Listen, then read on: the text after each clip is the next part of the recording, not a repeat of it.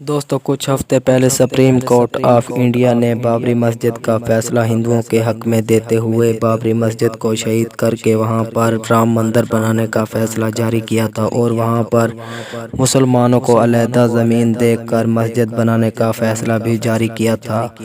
2 دن پہلے اس منصوبے پر عمل شروع ہوا اور وہاں پر مختلف قسم کی مشینری، کرینے، بلڈوزر لائے گئے اور وہاں پر مسجد کو ختم کر کے مندر بنانے کا کام شروع کیا جائے۔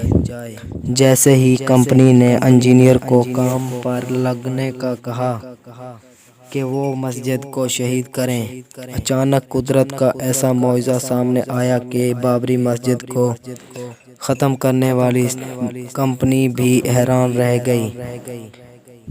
ہوا کچھ یوں، انجینئر نے کام شروع کیا تو ان کی تمام مشینری جام ہو گئی۔ 48 گھنٹے گزر چکے ہیں لیکن تمام مشینری خراب ہے۔